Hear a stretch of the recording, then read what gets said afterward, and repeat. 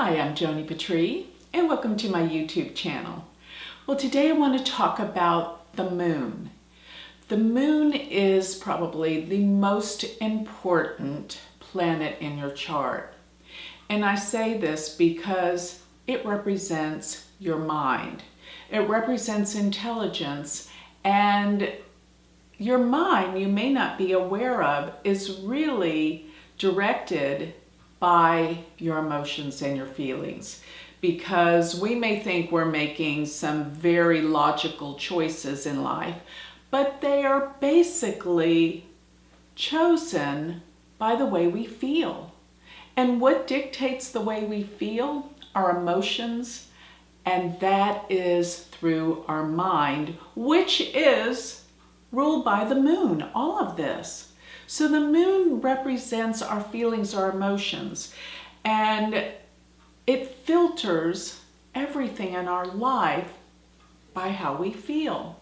So that's our responses, that's our judgments, that's the way we react in life. What we react to is based on how we feel. So that's many times why people can be so emotional about politics, because it really does reflect how a person feels about things. And this is all about the moon. Now, another thing that the moon does in a chart, amongst so many things, but in Vedic astrology, it really sets up the entire experience of life when you will experience certain stages and cycles based on where your natal moon is in your chart. Wherever your natal moon is, what nakshatra it's in, that will be, depending on what planet rules that nakshatra, that will be the beginning cycle that you enter into life. That will be your Mahadasha ruling cycle. And then all the other cycles that come after come into the sequential order of these dashas, but the beginning dasha that determines this whole sequential order that comes into play in your life is based on the degree placement of your natal moon, to give you an idea how important this is. And many have been known to say that Vedic astrology is a lunar-based system and Western astrology is a solar-based system, because we use the dashas based on the moon. Western tropical astrology is based on the seasons, which are based on the sun. But going back to the importance of where your natal moon is in a chart, I felt like it was so pertinent that I talk about the moon that I was compelled to write a book about it. So just recently, about a week ago, I put out a new book. This is the old cover. It actually has a new cover now, but it's called Moon, Mind, and Consciousness. And I'm going to tell you a little bit about what's in this book so you can get a better feel. But you can purchase this book on Amazon. So if you're interested, it is also in a paperback, of course, what I have here, and the Kindle version. So just you can go to my website and you can find, it will direct you to Amazon, or you can just go directly to Amazon and order it. But let me give you an idea of what compelled me to write this book. Because going back to the mind really is everything. It's how we perceive the world. It's our whole experience through our mind. And this is dictated by where your moon is placed. So it is the filter.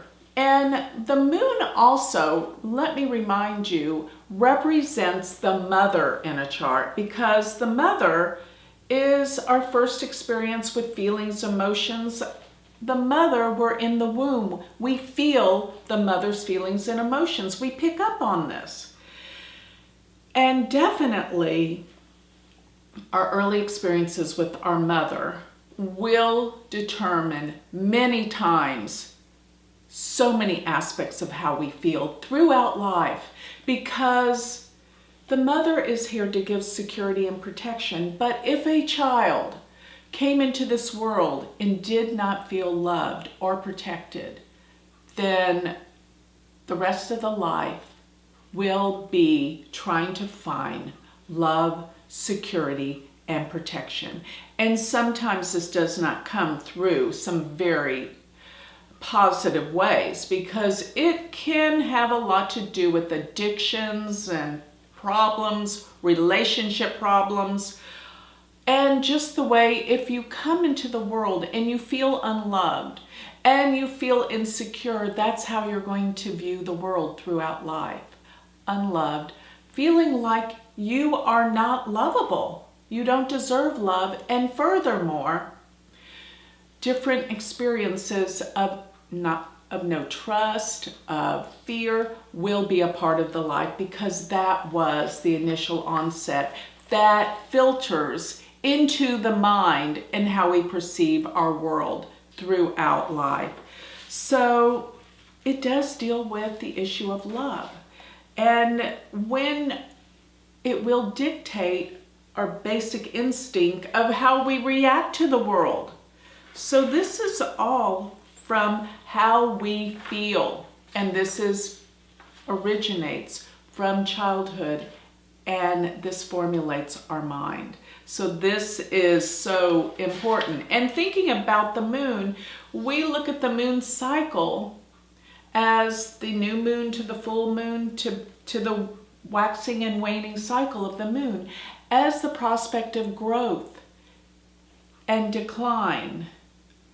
And another thing about the moon, when the moon comes out at night, this is the time that we retire, we pull back, we reflect, we go to sleep, we dream, we recharge. That's all the energy of the moon going into that secluded place. Because in the horoscope, if you look at the fourth house, which is relative to the moon, because the fourth house is relative to the fourth sign, Cancer, and Cancer in the fourth house and the moon all are about security, home, mother, family.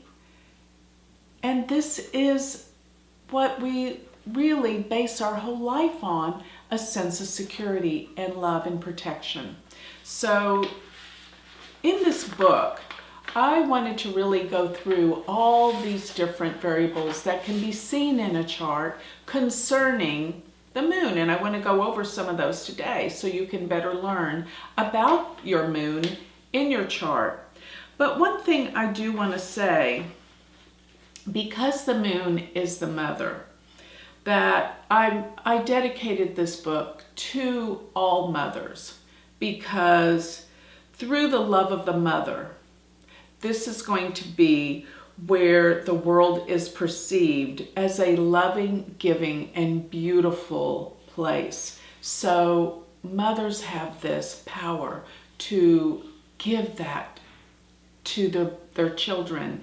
And this is the power of the mother. So that's why I wanted to dedicate this book to all mothers. And let me just start with saying about the moon, looking at the moon in your chart. And I've talked about this many times before. Is the moon isolated from all the other planets? If it is, that's the way the individual feels throughout life. A sense of isolation, separation from others, because on some level this is what they felt and how they perceived the world initially.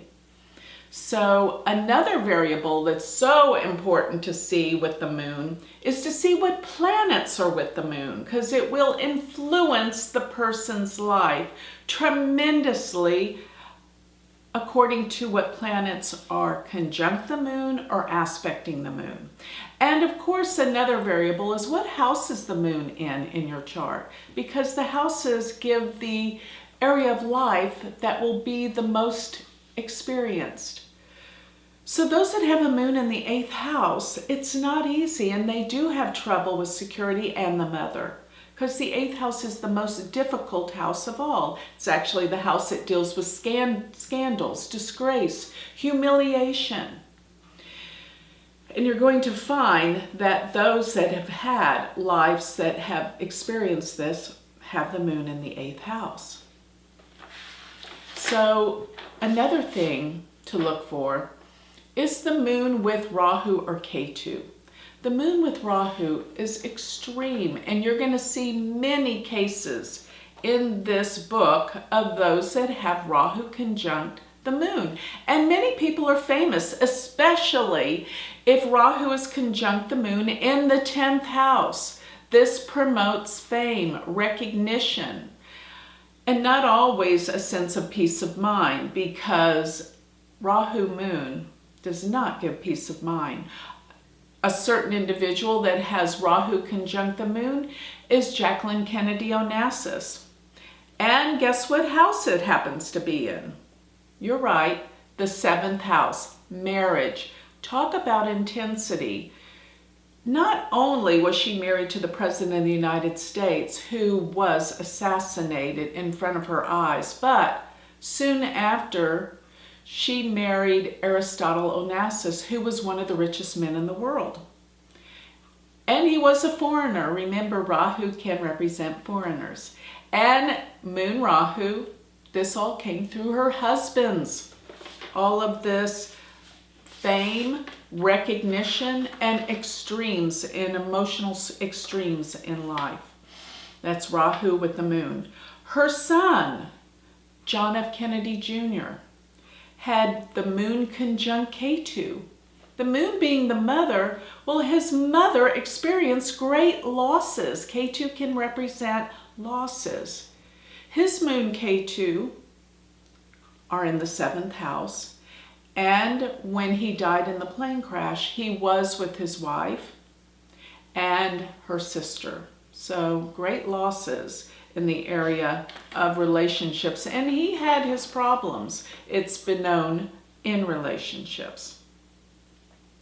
Some of the other people I want to talk about in this book that have incredibly interesting moon placements. Well, one is O.J. Simpson. His moon stands alone from all the other planets. Isolated moon in the 8th house. And on top of that, there are absolutely no aspects to the moon, full aspects. And whenever you not only have he's got a very difficult moon in the 8th house, but it is what we call a Kimadruma moon. Kimadruma means there's no aspects to the moon. And with that, they say it's like a cracked mine. You feel disconnected completely and totally from the world. And if I might say, since the moon is the mother, obviously his relationship with his mother was cracked. Something was wrong. He did not feel loved. And that was his first relationship with a woman, and look at the violence that came out of it. Now, I'm not saying everyone's going to have that kind of experience with the Kimadruma moon, but it is a very difficult placement. Next, I want to talk about are some of the moon's yogas. So let me open up the book and some of the moon's yogas. Well, one thing I talk about a lot is that when the moon is associated with Mercury, because Mercury is also a planet that deals with how you think, and the moon is your thinking, your mind, your consciousness, your awareness. And when you put them together by aspect, being conjunct or opposed, or even in a parivartana, where they're in each other's signs of rulership, somehow when you have the moon directly connected to Mercury, you're going to find that the mind is in overdrive all the time, doesn't know how to stop thinking. And it can be a bit paranoid, as I looked into the charts of some very disturbed people that had Mercury either conjunct the moon or oppose the moon. So it does create a sense of overthinking, and sometimes it can lead to paranoia. So watch for that. Now, looking at some of the famous people I have in this book, you will find that Tom Cruise, as well as Meryl Streep, fabulous actors. Rahu moon in the 10th house. This is fame. This is being in the public's eye.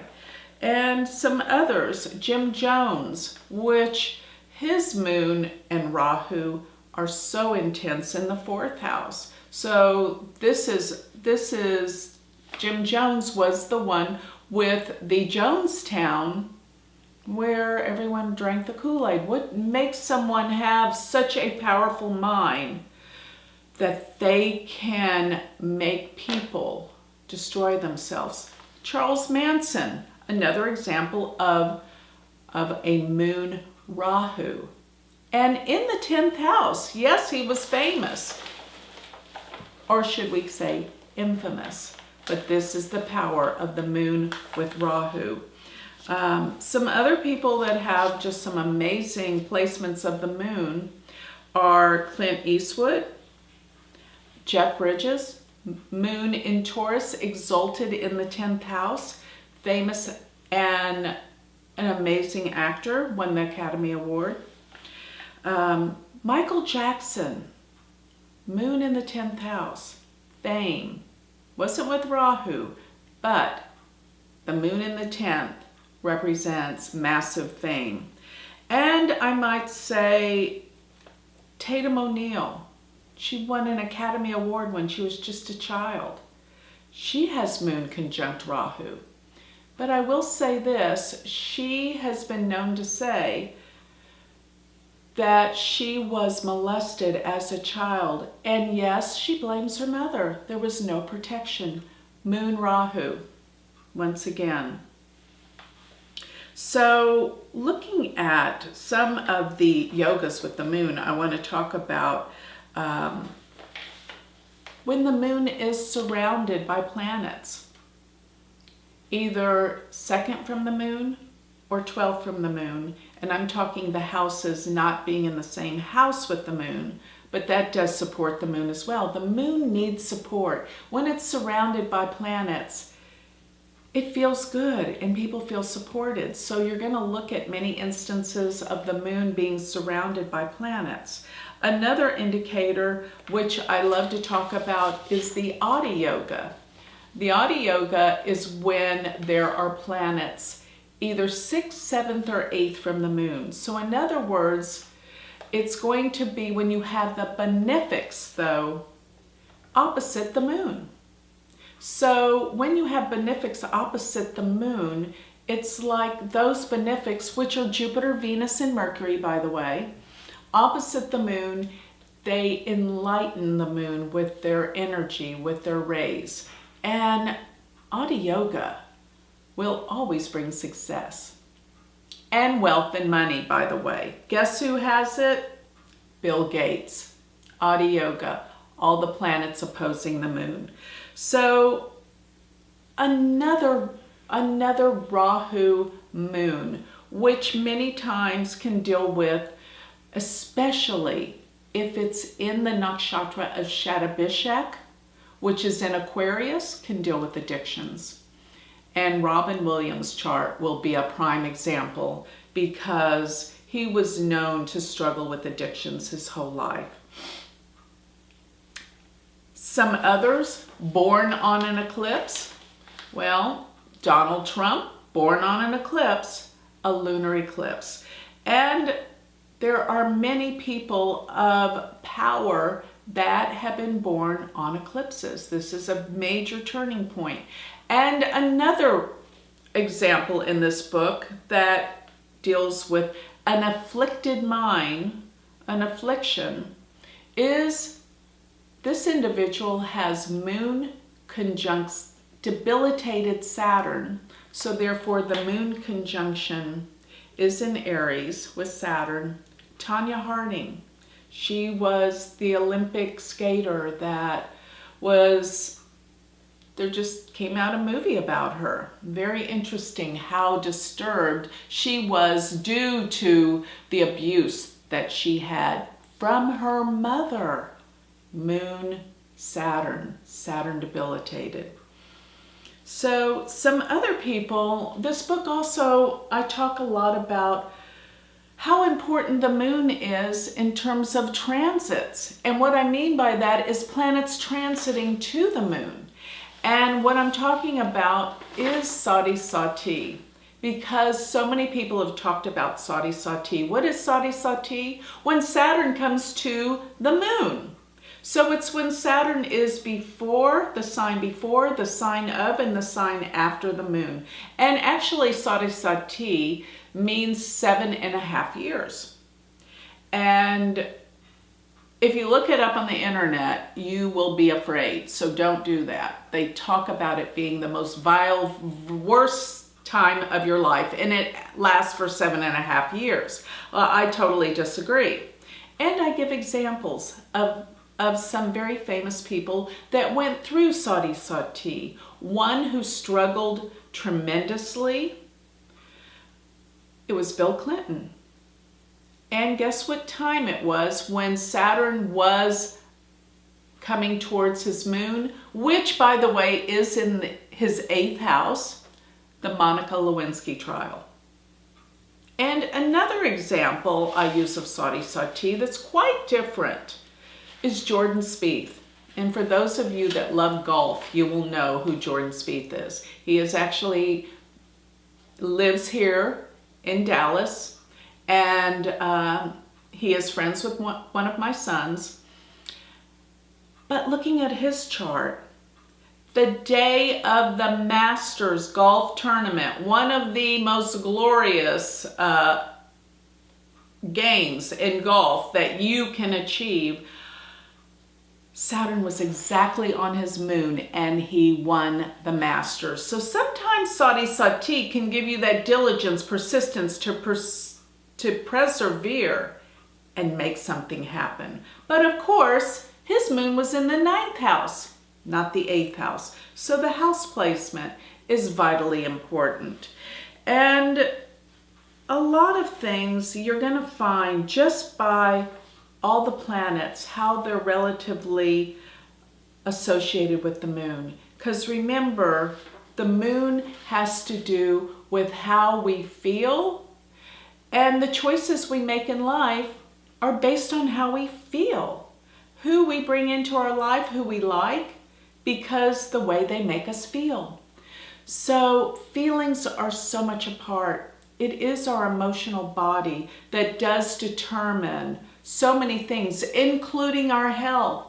Because if you are consumed with anger, eventually you're going to get sick. Because the body, it cannot take that type of negative emotion without wearing down. So our emotional body is so important. It's how we perceive the world. It's how we react to the world. It's our awareness. And through coming to a higher consciousness, and many times this can be Jupiter with the moon. The yogas with the moon with Jupiter. This can make one more spiritual, more directed towards higher consciousness. So you're going to want to look at your chart and analyze all the variables relative to where your natal moon is placed in your chart. And even looking at where your moon is, remember in Vedic astrology, we talk about Chandra Lagna.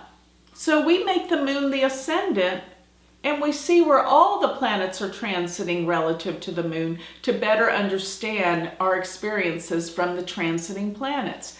It's based on from your natal moon. And I also determine the best days to do events by where the moon is and its aspect in the sky to other planets, whether it's being aspected by Jupiter or by malefics. This will determine whether the day is good or bad to choose certain events. I also note my way of doing this in this book, Moon, Mind, and Consciousness. So if you're interested in learning more about the moon, this book is something that I felt compelled to write. and it is available now. But if you would like to learn more and get very deep into Vedic astrology, remember I have a university. Go to my university website, which is University of Vedic Astrology.com. And if you would like to learn more about me, you can go to my website, which is galacticcenter.org. Thank you.